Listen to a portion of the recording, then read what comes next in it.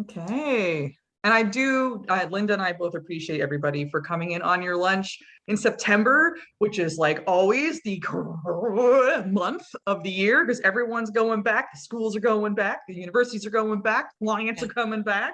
Bills are coming back. Yeah.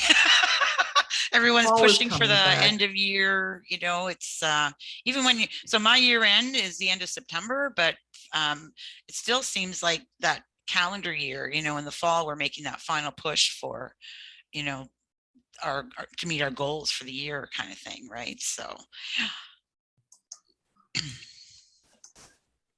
oh, quite a few people here I don't know. This is awesome. Yeah, yeah. We are a mighty area with mighty people in today to get all of their marketing knowledge. Big old dump, brain dump. Yeah. Well, and for those of you who know Allison and I, we mastermind together regularly, and what her and I can accomplish in an hour or 2 hours is amazing because we both talk so fast. Cover a lot of ground.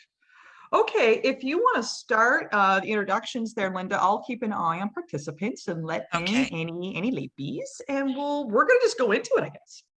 Yeah, for sure. So I'm going to just start out with a little intro about why it's so important to show up regularly in people's email boxes. And then Allison's going to talk a little bit about some of the more specifics around tagging and lists and stuff. And then we're going to open it up for questions.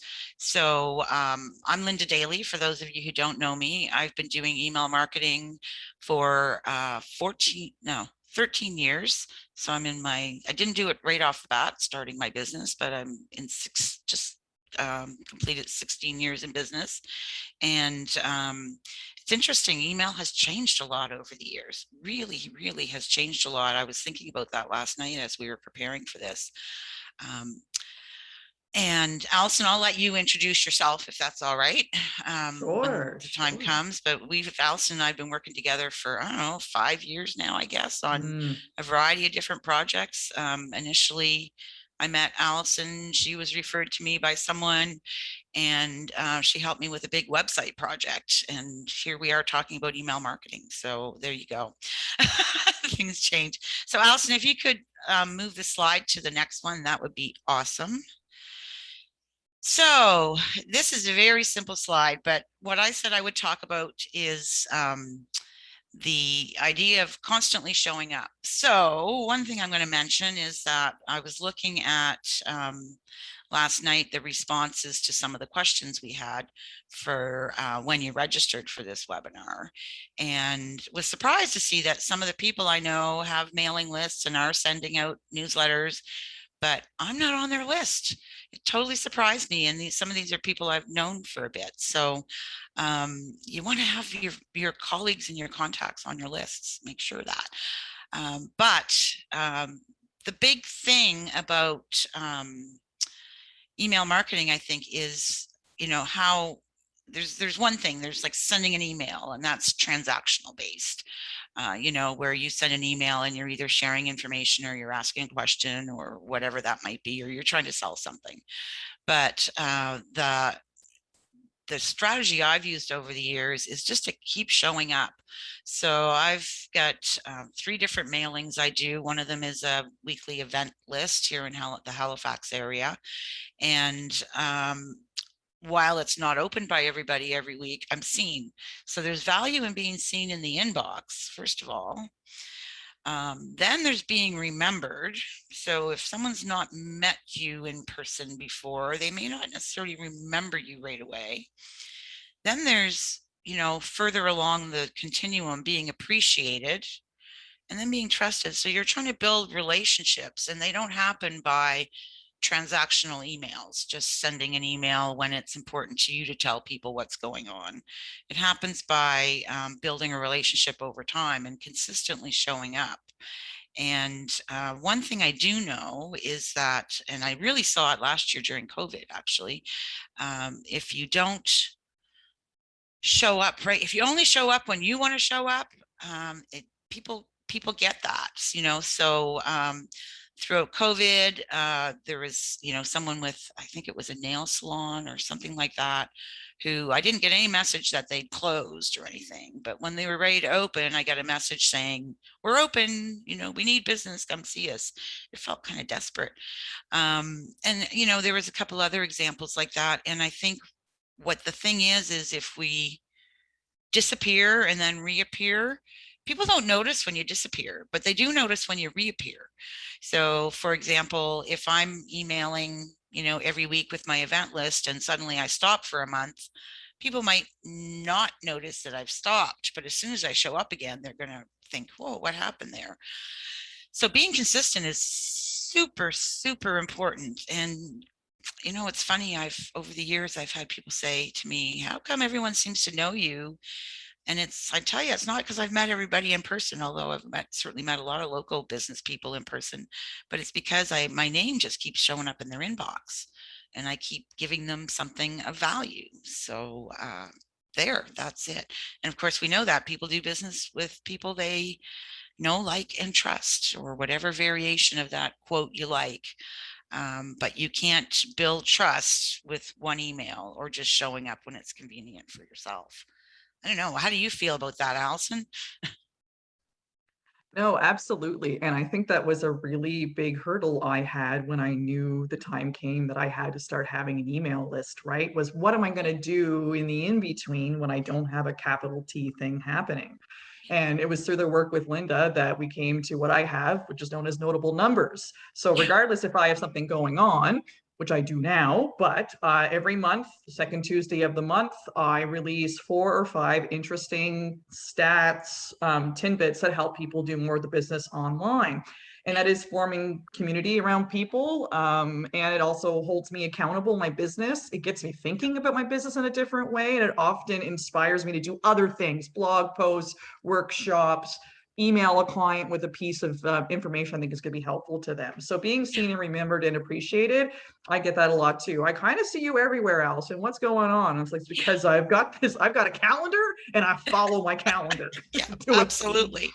Absolutely. And being seen in email, I mean, we're being seen on social media too. Being seen on email is, a little more exacting, I guess, right? So Hmm. you may or may not be seen on social media. You may be missed, sort of thing. So you take it away, Allison. That's Sure. Okay. Speaking of Allison's, hi, I'm the lady with 2 slides because I wanted to do that. But what I wanted to say is, so my background is a lot of folk knew me mostly from, I think a little bit of feedback, maybe Linda, on your mic. oh, Could be. sorry. Oh, there we Oh, go. Maybe just mute yourself for a second there. Yeah. Oh, it's gone. It's gone. Fantastic. all right. So, Sorry. Yeah. oh, no worries. It happens. So, a lot of folk know me as I used to be a WordPress website redesign and designer and brand designer. But these days, my role is more in web brand and SEO consulting. So I come in and I help small businesses, social enterprises, and nonprofits who are trying to take a very complex message, right? What they do is complex, it's sensitive, it's not something that you put in a cart and buy and you're done, right? I work with a lot of people who are in service-based worlds, B2B and service-based businesses like that. So while I don't work on websites anymore, I did want to touch a little bit on the technical side, because everyone in this room today, you've already got the basics, or you're starting out with the basics. And I want to really hit home some things that once you get the newsletter done, there are some things to talk about. And the first thing is where to place your newsletter on your website. Because when I used to do website redesigns, we did a lot of this evaluation. And of course, your homepage is given. Most people tend to have it around the bottom or towards the top of their homepage. It's often the most visited page of your site. It's also often the most common page that comes up in SEO search results. So people put it on there.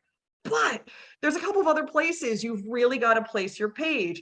I've done all the nerdery of looking through data to tell you that people come in every which way to your website. They click every which way, and you want to make sure that when they've been enjoying a piece of content, they're going to get on your newsletter so that they are there to have it when you want to talk to them and not when they're moving around your website.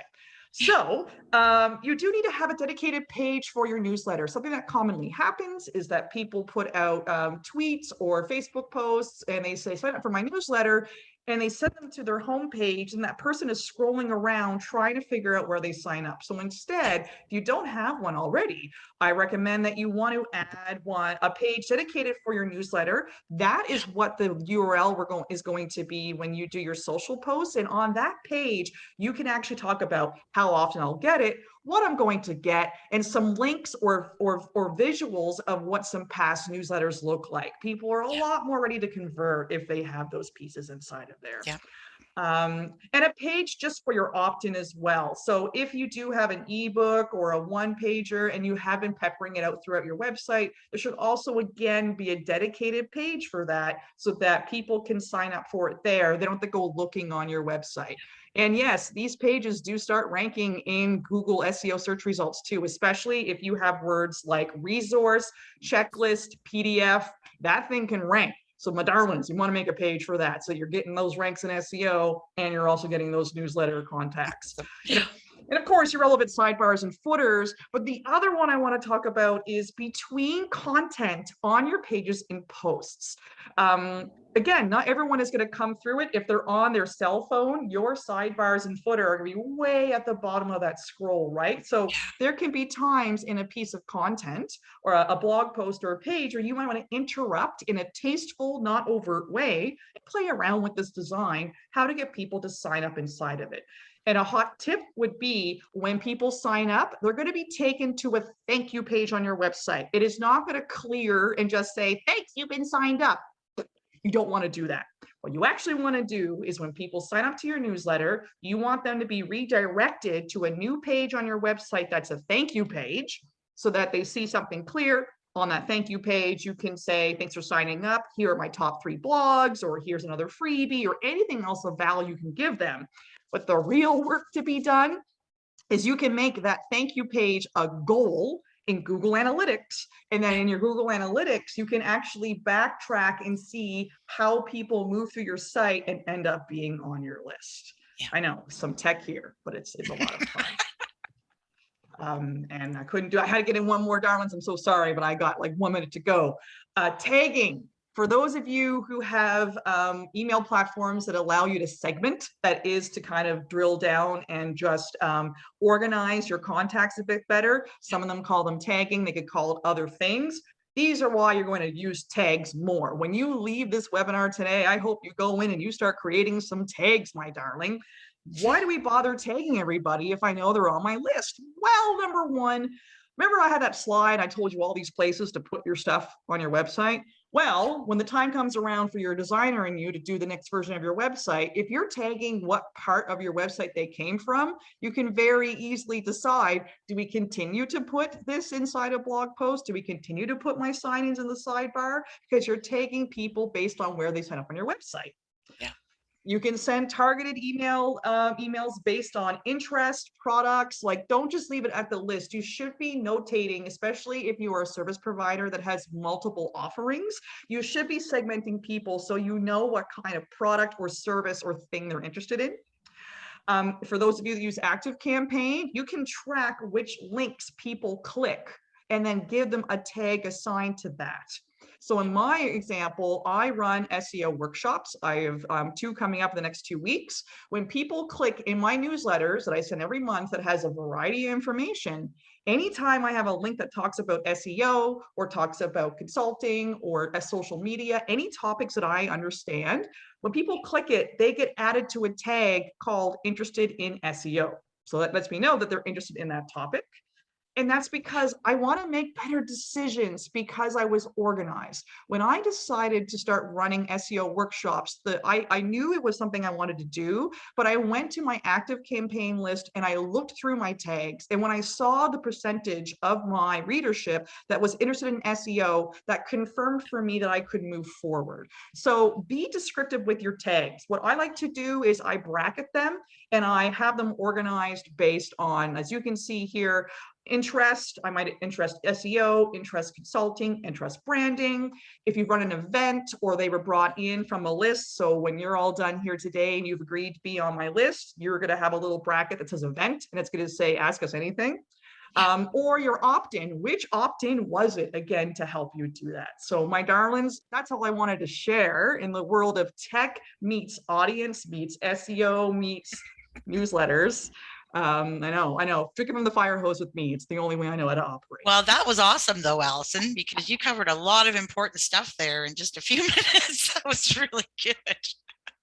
We will, pardon me, we will give everyone a recording of this as well after the fact. So if you were like taking notes and now it's gone, or screenshots, you got to screenshot in webinar Starbucks. That's the best way.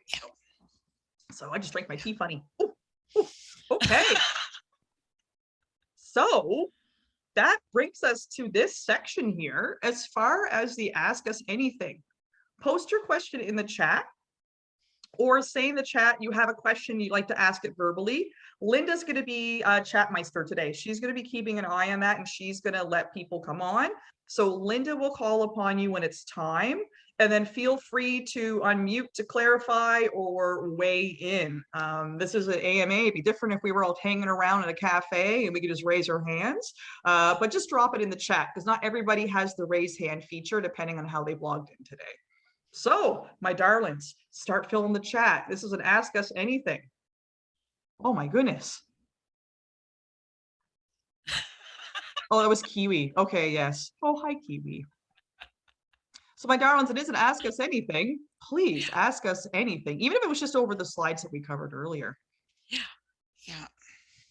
And maybe if not, maybe Linda, you have some from the list that we could start with. Maybe people can. Oh, sure. Yeah. Oh, Meryl has one. Hey. Why are you so amazing? Asleep in cucumbers and mud. That's why, Kara. I couldn't type fast enough, so I just put the first part about my question in there.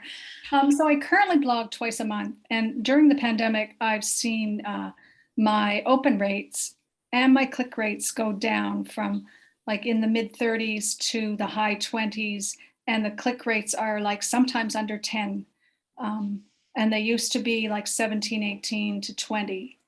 What I'm wondering is, my feedback when I've talked to a couple of clients is that they're getting so many emails, they're just not opening things. I'm wondering if it would be more productive for me to go to a monthly newsletter, or, I guess, so that's my question around what do you guys think about frequency? Because there's the showing up, but there's also the 3 or 4 hours I spend preparing it, and I've got a lot of other stuff on the go, and wondering what's worth my time, really. Yeah. Do you want to go on that first, Allison? I think Linda, you go ahead. Yeah. So Meryl, first of all, you're not the only one seeing dropping open rates and click rates. I've been seeing that right through COVID. It was interesting at the beginning of COVID, it actually went up. Blog readership was up, and everything. There was a lot of things that were up at the very beginning of COVID, and I think a lot of it was people were suddenly, at home kind of thing, or suddenly, I noticed that too. Doing a bunch of research. There is a trade-off in the time you spend, obviously, and how often you can show up. I think there's values. The more you show up regularly, the more you'll be remembered, and the more you're building that relationship, and the more it shows your commitment to that relationship. But you could think of maybe scaling back, so instead of, I guess my advice would be, instead of cutting back the frequency, maybe scale back some of the content. So I know you have some sections in your newsletter, and maybe, one of those sections you only include every second time, or, maybe, one message a month is about, a certain topic, and then the next message is about another, another focus kind of thing. I am seeing, part of it is there's only so much attention. And in general, when I started doing email marketing, it was much easier to be seen and opened and, Mhm. recognized in inboxes, especially if you built that relationship. But now, oh, that's the idea I had for a blog post. We do marketing like it's an unlimited marketing is kind of like an unlimited resource. We're always creating and putting it out there, but people have limited attention. So the supply of attention, or the demand, I guess, for marketing, is not as big as the supply. Let's put it that way. And it's about people don't seem to be able to perhaps we only have so much attention to put to things. But if we're not showing up, and of course there is more competition in the inbox these days, more and more people are getting into email marketing, but if we're not showing up, we're not being seen. And just in case it wasn't clear, even if you're showing up in the inbox and your emails aren't being opened, if someone hasn't opened it and unsubscribed, you're still golden. Like your name is being seen, even if it's being deleted. So I know with my weekly event list, not everybody opens it because, maybe this week I'm not planning I don't have any time to attend events or whatever, but it just keeps showing up, and people will open it when they have time. And so I do know that there's a trade-off there, Meryl, that you alluded to about the time it takes to put things together. And so if anything, I would suggest keep your frequency, but maybe scale back on the content that goes in your newsletter. Okay, thanks. Kara's also suggested that do I remind people that my newsletter has just gone live? And I have gotten out of the habit of doing that, because I was 2 or 3 days before the newsletter saying, a newsletter's coming out. And then on the day of the newsletter saying it's out. So I have been neglecting that, Kara. So thanks. Yeah. If I could add a little bit here, and Mike alluded to Sure. in the chat, the latest update with Apple is going to render, most people will have the option to actually turn open tracking pixels off. So and that's par for the course of what happens in marketing. We get used to a system and then it changes. So I would say also, I don't really hold open ratios as a high value in data coming from a data person. So one thing so that's just one thing to hold in our hearts, is that once the new iOS shows up, there'll be a substantial amount of people who you will not know clicks. I also found out through Mike, who has a certain kind of email platform, that he went through an automation of mine because my automation was triggered to look at people who don't open. And he's like, I'm opening them, but I actually have tracking turned off in my system. So some things I would hold in my heart, Meryl, is when I see something happen, I pause and I think about all of what's happening outside of the technology that can be affecting this. So I think about, what have I been putting out in the last 3 months? And is that that I look at my subject line, I look at my content, is that resonating with my audience right now? What I put in my newsletter, did I pepper it with links to my website or to something else I could track so I could see if they are moving through it? Has there been a shift in a certain kind of language, or am I really hyper focused on a topic and maybe I've missed the mark of it on a larger topic? So sometimes people not opening it is simply that it's not a topic they're interested in. And it's easier after like 2 or 3 years of doing a newsletter, you kind of get this trend. Oh, I tend to talk about this towards this time of year. So it could just be I agree with Linda. They're not unsubscribing, which is great. Yep. But it is good to see, maybe that's an opportunity to shift. Number one, make it less work on your part, but maybe there's a new sort of not like reinvent your newsletter, but just maybe I would look first at other touch points for you that matters, what happens after they read the newsletter, and maybe that could help drive some decision making or some aha moments of, oh, I see, these subject lines opened up really well, but I kind of went down this route for a while and they're not. So I would do some investigation, content speaking, and see what's happening there. Yeah, thanks. Yeah, I have been looking at sort of all the different subjects, and I mean, the one that really got opened consistently through the whole pandemic was the one about the red cowboy boots. And so I've reposted it a few times, and I'm actually doing a bunch of seminars on red cowboy, Awesome. just because that seems to resonate with people. Well, and it's such a great Okay. visual too, Meryl. I mean, Yeah. it's accompanied by such a great visual. I think that's part of it too, right? So, Yeah. Okay, thanks. I think I've taken up Welcome. enough time, so thank you so much. I really appreciate okay, it. yeah. And I'm just, because I was talking there for a bit, I'm just catching up on questions, but Sure. So we've got one here from Corinne Boudreau. Hi, Corinne.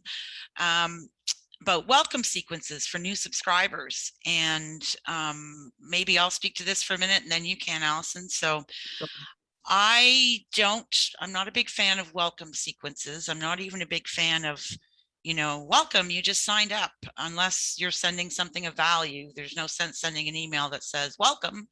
I know that there's been a few times over the years that I've signed up or subscribed to something, immediately got an email saying welcome that did nothing else for me other than make me open an email, and I unsubscribed right away.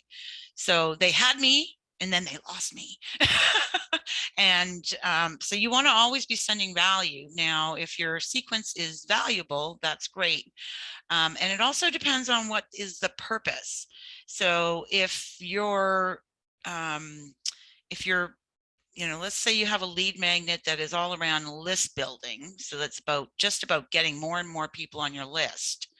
That's different than a lead magnet that's about, attracting leads. Those are two different kinds of goals.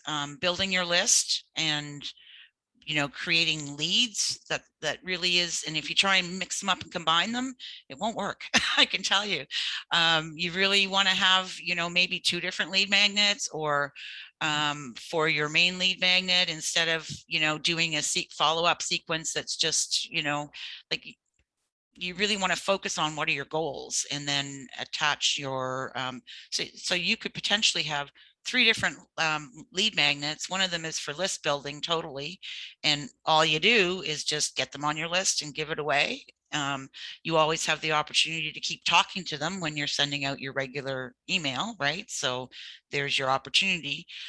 You don't have to keep following up, although in some cases, very specific lead magnet, I just helped someone set up one that's hopefully going to create some leads that can be followed up on, aside from email, like with a phone call, that kind of thing, right? So I don't know, did I answer that? Is that, we've got Corinne, you can unmute yourself if you want to weigh in there. Hello. Hi, Corinne. Yeah, I know some people in the online space and some copywriters teach welcome sequences, and some of them have very long and elaborate, you send 10 over 7 days or something like that. I'm not a giant fan either. I get your point about adding value. So I've kind of done shorter ones that kind of, I think, warm people up to what the things that I'm going to be talking about. So maybe that's okay. Yeah, it's just thinking in terms of what is the purpose of that sequence? Is it just to send email? Then they've already signed up. They're going to get your regular emails anyway, right? However, if you have a very specific lead magnet, that's when you have the opportunity to keep sending those, to try and turn that item into a sale, which is different than, promoting things in your regular emailing stuff. It's like two totally separate things, right? Allison, you go ahead. I would add that I base them, so I use them and I don't use them. So I have a variety of ways that people sign up for my newsletter, and I'm thinking about the headspace of the person at the first touch point, and that decides for me if it's going to be a welcome sequence or not. On top of that, I have some clients who emails, like their welcome sequences is like 12 every week, and it tells a very deep, passionate story, and it makes complete sense for what they sell, and their open rate is huge. I have other like nonprofits and social enterprise clients that do need it because they hook people in with a topic that's important to them, and then they slowly educate them on what their service does. What I will say, and people probably heard me say this before, if you find a template system, guaranteed everyone's used it. The idea of sending the email immediately and then 1 in 5 days and then 1 in 1 week, it's all bullshit. And I just say that with love of my heart. There has been no one. I mean, you can't, the frequency is going to matter to you, and putting yourself in the headspace of that particular person in that journey. For some people, an email every day makes sense. It's probably a lot for us, but if they're selling $10,000 course material and they only want to get people who only work 2 hours a week, then they can afford to do that. But if you're trying to sell a $35 item to people who are trying to start up their business, then you probably only have them for a window this long. So the frequency and the timing, I just say to everybody listening to this right now, just because someone else said it's like 1 week, then another week, then 5 days, don't go on that. I have a couple of sequences and I just monitor my data. And my biggest indicator is when I get people en masse from a particular client, like, they really want to have the sequence, we put it in place, and then we get 25 emails that all are unsubscribes that all say, I didn't want to receive this, or too many emails. That's your ticket, right? So follow your heart, and think about that particular, like Linda said, why they're doing it, the headspace they're in, and what you think they can take. And my darlings, it's okay when people unsubscribe. I like to unsubscribe. Unsubscribing's awesome. All that means is that people have literally told you, I'm not interested anymore. So you don't have to keep banging on their door. Is that helpful, my darling Corinne? Yes, it is. Thank you. Yeah. Awesome. Yeah. It just comes down to what is the goal? And sometimes we forget the goals in marketing, right? It's so easy to get hung up on the thing that we're doing or the how we're doing it, and to forget why we're doing it. What's the purpose behind it. That's awesome. Okay, so we've talked about email sequences.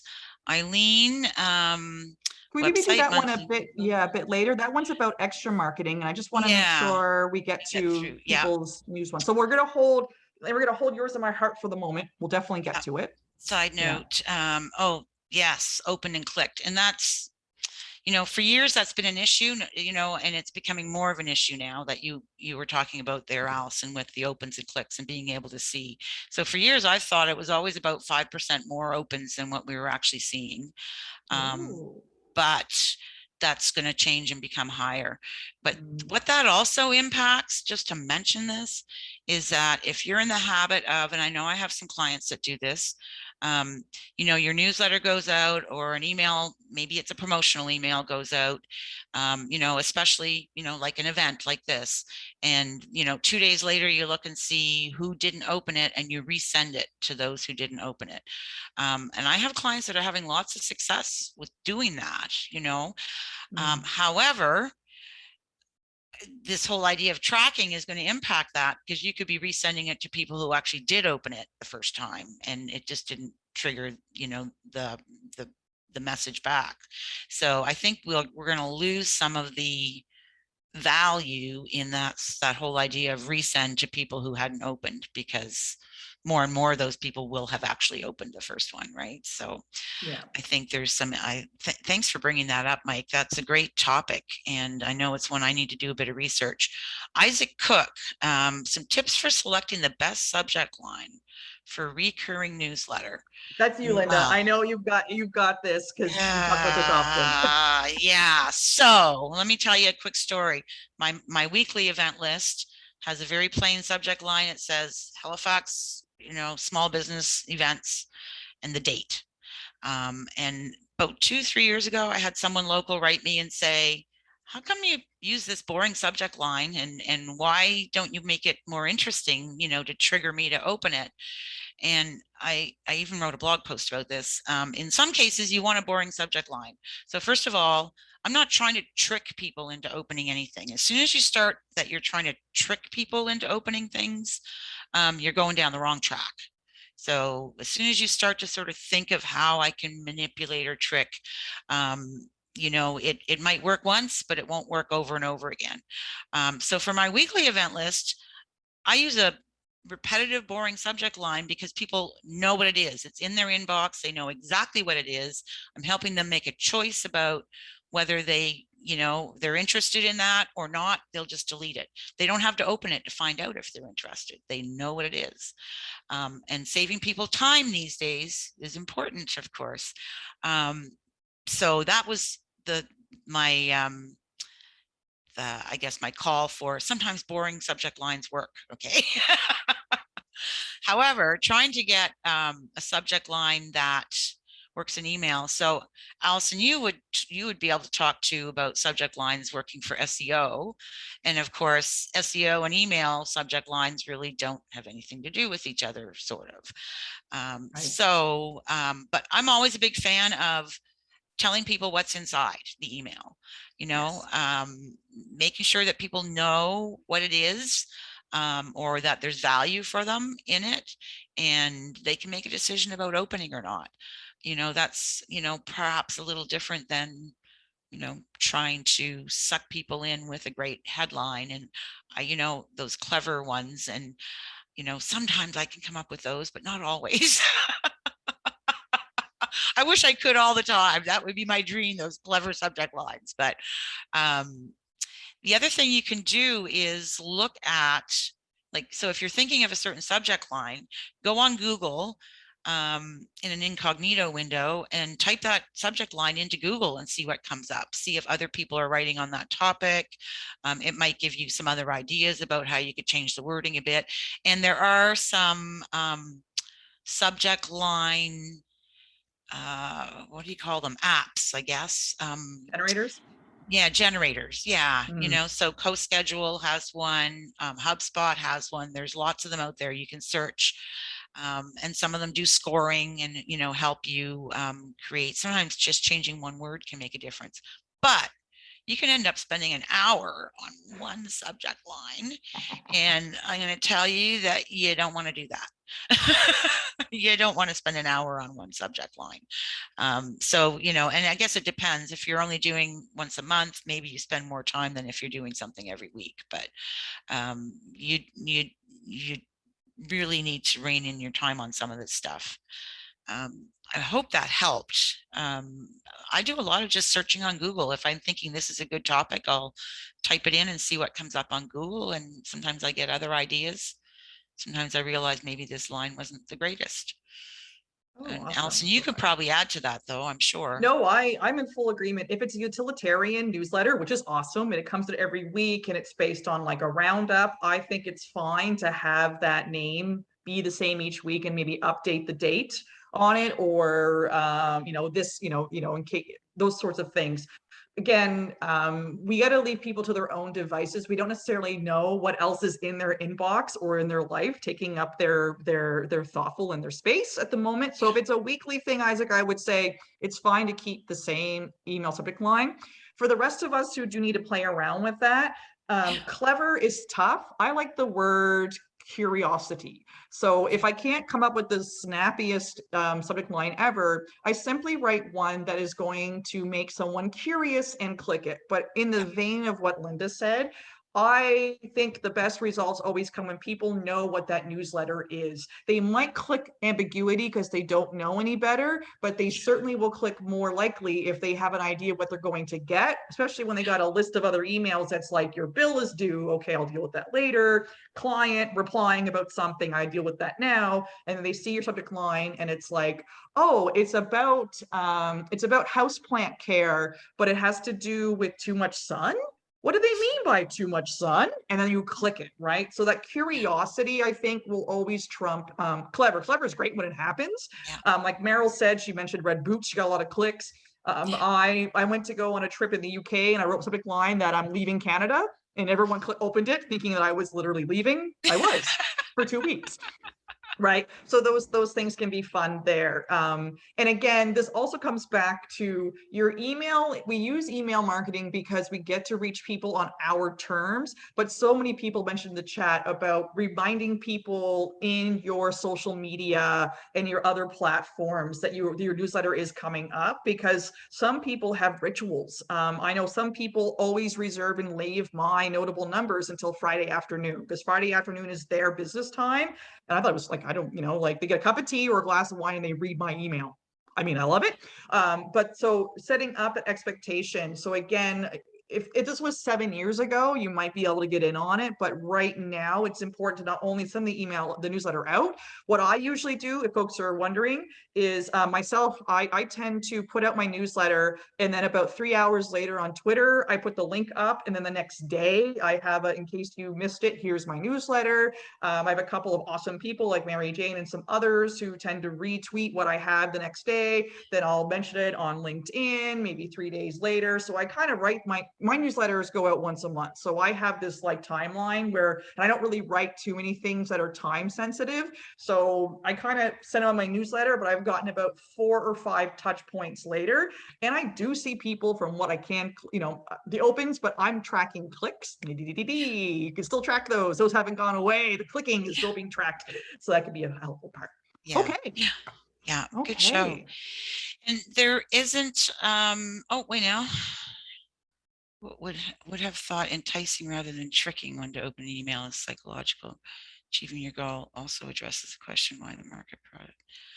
Not sure where this is going. Should have thought enticing rather than tricking. Yeah, so you do want to entice people to open. But again, so this is where that repetitiveness comes in. Once you've built that repetitiveness and keep showing up for people, they're more likely to want to keep hearing from you as well. So the enticing or tricking, again, I always say that if you feel like you're trying to trick somebody, then you're on the wrong track, right? But once you've built a reputation, let me put it that way, the subject line becomes a little less important than it does when you're first starting out. How's that? Interesting. And Allison, you just mentioned something that's kind of an interesting topic that I've been having second thoughts on, about sharing newsletters on social media. I always, for years, thought, yes, send out your newsletter, share it on social media. But I, sort of having second thoughts about that these days, and I don't know what's right or wrong, but really you want people to get on your list. So your newsletter becomes more exclusive if they only get it if they're on your email list, right? True. I would say that human behavior would say that I will probably do that once or twice, and then I'm going to say, I'm going to sign up for this bloody thing because I'm frightened I'm going to miss it waiting to go on email. So I see Emily even asks here, how do you promote your newsletters 3 hours later? Is it a link to the newsletter, but do people have to sign up for it? You can't do gated newsletters, by the way. That's a huge thing. I'm seeing a big trend emerging of people paying to be on a newsletter. Like you literally pay for someone's newsletter. But Emily, for mine, it's a link that goes to my active campaign and it just displays it there. And there's a link at the top if you want to sign up. I don't mind giving away my stuff for free. I am bountiful in work and in clients and opportunities, and I gatekeep very little. So on my Twitter, it goes to my archive. I make sure at the top it says, enjoy this newsletter, sign up here, so they can sign up from there. I could absolutely, some people I see, they have a system set up so that they have a page on their website that always has the latest version. Like there's depending on your platform, Emily, you can do that. But I want to get in front of people and I want them to see it. And I also respect that people digest content differently, and they may start on their phone and then they might want to finish reading it on their desktop, or they might be inside of LinkedIn and not want to leave LinkedIn for the next little while, and then 2 days later sign up. So that's where I sit on it. For me, it's rote at this part. I do my email, I send it out, and I go into buffer and I buffer up my things. And it's like, yes, it's an extra 4 minutes on my part, but I would much rather have 25 more prospective eyeballs, which might turn into one list person, than to only block it up to my list and find out. Because in this day and age, why they like try before you buy. We all go to Costco and eat the hell out of those snacks. Leave them snacks. Everybody, please leave them snacks, right? It's the only way you're going to buy that giant Kirkland thing of chicken wings is you're going to try one. So that's how I feel about it. I say give it all away. When you give it all away, you get it back 80-fold. Yeah. And so typically how you get that link, it depends on the platform you use, but it would be the read online link or the view online link or whatever it's called, so it's that URL where you can bring up the email in your browser, and that's what you would share. It also depends what's in your newsletter. So if your newsletter contains a teaser and a link to click something that's on your website, let's say a blog post, why would you promote the newsletter? You're better off to just send people directly to the blog. Amen. So you don't want to send people around in circles either. So it's stopping and thinking what makes sense. Is there value in the newsletter? So Alice, in your newsletter, absolutely it makes sense, because I can't get that information anywhere else other than in your newsletter. It's not on your blog, it's not anywhere else, right? But if you're sending out a blog post, you're better off to promote a link directly to the blog, or if it's a landing page, or if it's whatever it might be, you're better off to share that instead of making people click more. We're all get tired of clicking these days, and sometimes people send you around in circles, right? For the data that I have been subject to and poured under and have swam through in my years doing what I do from a design and data analysis perspective, people want to click less. They click around a lot when they're frustrated, and they click a lot less because we're all busy, and like click or thumb scroll, it can happen. Less clicks, the better. Yeah, absolutely. Let's say, so I'm not sure, I'm not even sure how to pronounce this name, about if I've answered that question, but I think I tried. Emily, how do you promote your newsletter through, that link? Yes, well, we just talked about that. So we could do Eileen's if we want, and then maybe some other. Let me mention one thing first, and then we'll talk about that, because that's going to get a little bit broader. But I know one thing we did talk about in promoting this workshop was building your list and how to get more people on it. And I know some people recently who've started a newsletter and given it up because they weren't getting subscribers. And if you're starting, you absolutely have to just add people to your mailing list. You cannot expect to build a list by just getting one. So my lead magnet on my website, and I get about an average of 30 new subscribers a month. So roughly one a day through my lead magnet. It's taken me years to just get to that point. All right. So if you're thinking, and you absolutely have to get to 22 before you can get to 220, before you can get to 2,200. But you are going to have to add people to your list, yourself. And you want to be cautious about doing that. You want it to be people that you think are going to find value, and not add people that, willy-nilly, that you're just thinking, maybe, sort of thing. So just be, add people to your list, but be very cautious about it. I sort of pat myself on the back for doing that really well in the first few years of my business. Every time I'd go out and meet somebody, I'd add them to my list. I'd look them up on social and connect with them. And, 15 years later, 16 years later, in the last 2 or 3 years, I've gotten business from some of those people I met when I first started my business that I wouldn't still be connected to if it wasn't for email. So there you go. And that was back in the day before social was really big. Should I even say that? We just got 3 awesome questions just dropped. Okay. Yep. Timothy asks, when sending emails out, should you send it from your name or your business name? It depends, Timothy. Again, think about the headspace that the end people, that ideal audience on your list, and whatever you think would resonate more with them is what you should put inside of it. That's my thought on it. It depends on your situation. If you don't mind unmuting, Timothy, or both. Yeah. If people don't know your name, right, you may want to have both to get that recognition. Okay. Yeah, it's I've always typically given the advice to use your name, a person, because people want to do business with people, not businesses in a way, right? But if you're starting out new, you may want to have your name and your business name both in that descriptor kind of thing. So yeah, until people get to know you. Thank you. What else have we got here? I love this current question. What type of lead magnets are working the best in 2021? The lead magnets that don't suck. Yeah. I'm just going to have to say it. There is no clear trend that I have seen, except I would say none of us should be dealing with pithy, one-page checklists that are poorly designed and are actually not aimed at the comprehension level of our intended audience. Juicier, the better. I've also been playing with, I have a client who was international, and we actually dropped having to sign up for a newsletter to get the lead magnet, because in the UK, it's known as consent bundling, where when someone signs up, we know you're probably going to have to be on a list to get the freebie. But a lot of people want express consent that I just want the freebie and I should be able to get it without being put on your list. So I would say, and for one of my clients, they're still getting list signups. When they are presented with the content, there is a request to sign up and they're still doing well because the content they gave was so valuable to that audience. So lead magnets would be, Corinne, whatever you think is going to rock their world. And I would say to clients, you are better off having 1 or 2 kick-ass lead magnets than 5 that match all of your buyer personas and 3 you kind of were a little spiddly near the end. That would be, I haven't seen any clear ones except just they got to be so juicy. And folks, my other tip would be, if your lead magnet is downloadable, it is a PDF.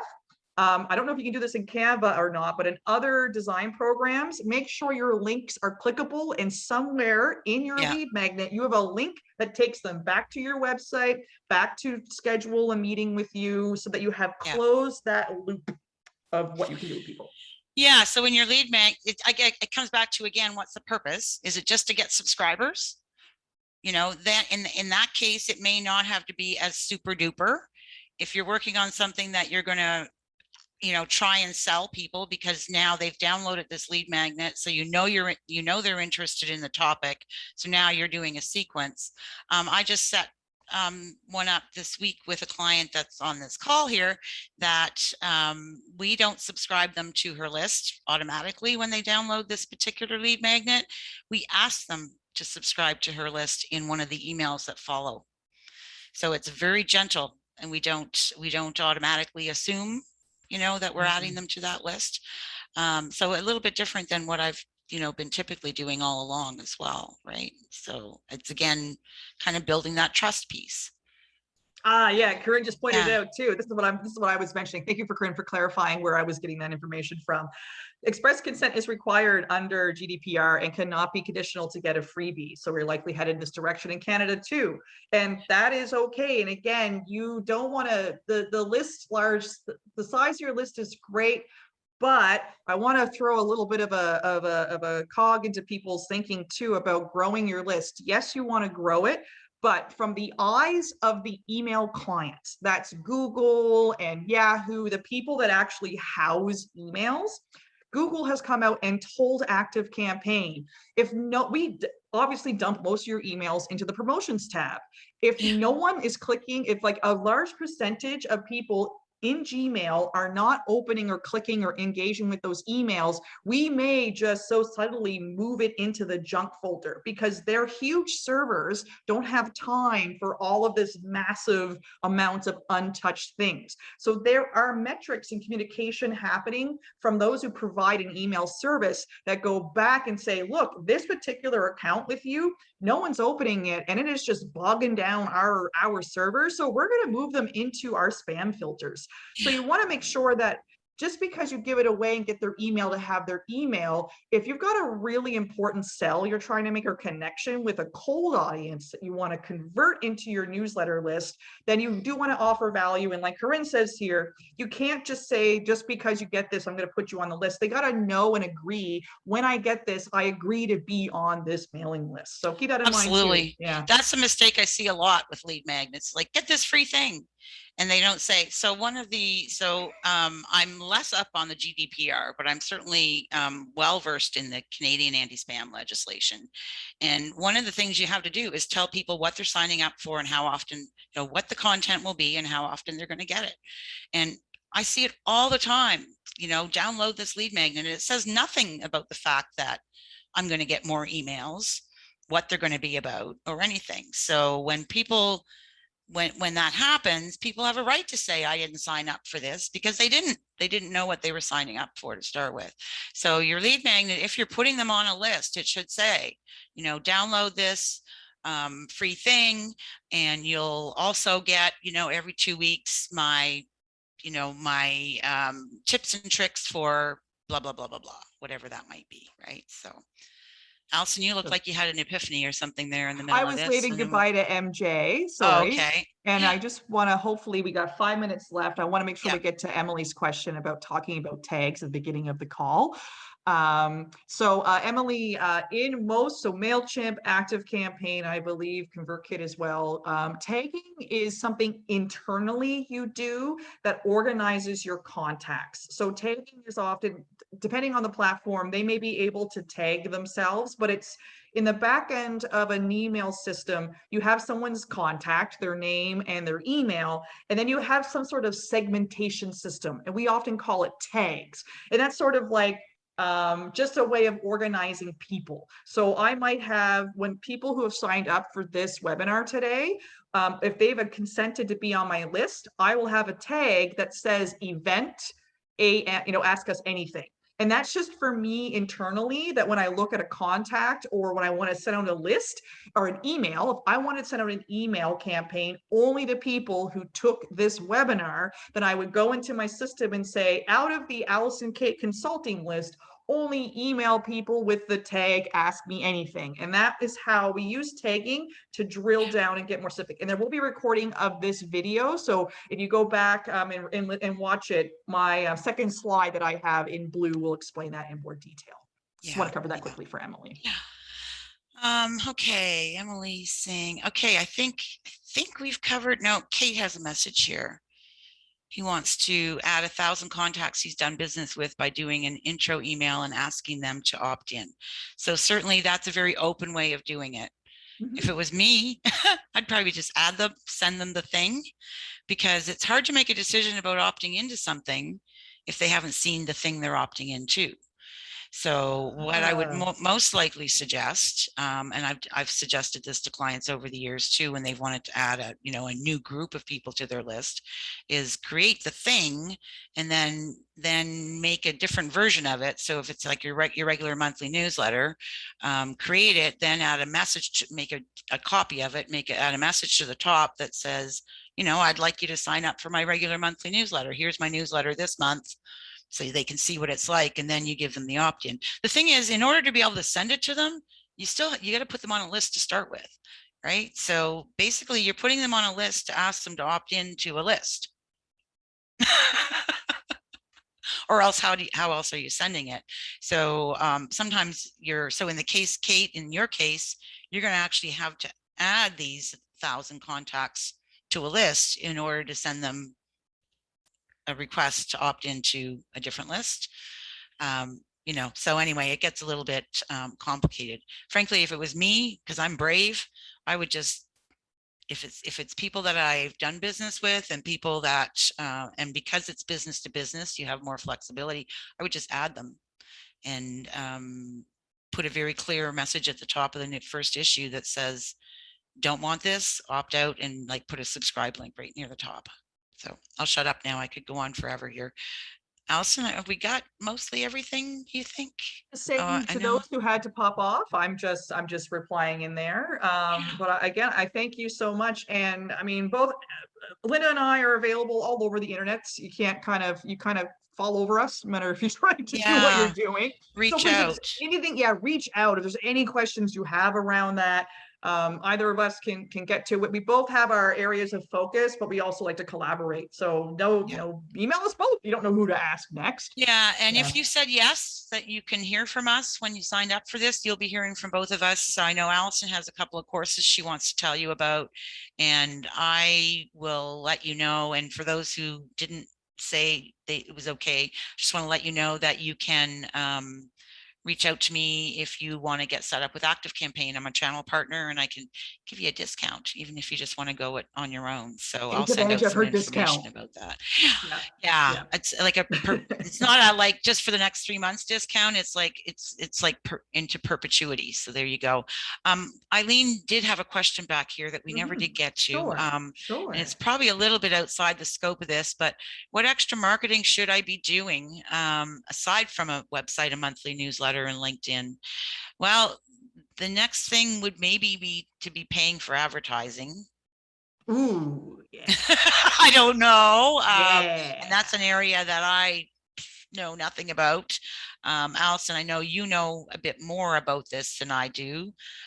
Again, it's if you're going to throw money at advertising, you really need to know your goals and what you want to achieve from that. I would say, yeah, if you're working on, if you have a lot of that in place already, Eileen, then I would say I would pause, like continue what you're doing, evaluate, and then think about if you need to do paid advertising, if you want to get into SEO, or if you simply want to deepen what you're doing inside of there or offline sales. So I would Yeah. say it's very healthy what you have on the go.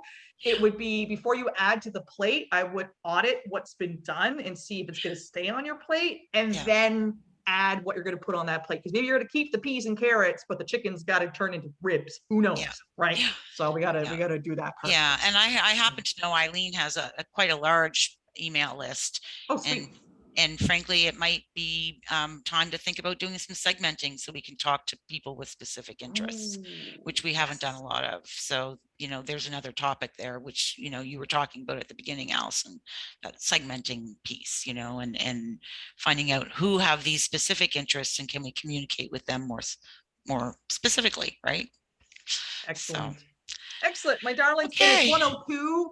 I will not keep you. We will not keep you any No, longer. thank you all for coming. Thank you. Thank you. Thank you. Thank you, bottom of our hearts. So fun. Yes. Yeah. Yeah. So fun. Always fun to do stuff with Allison and to get together online. And I've been missing getting with people with all this COVID crap going on. So there we go. All right. Take care. Everyone have a great day.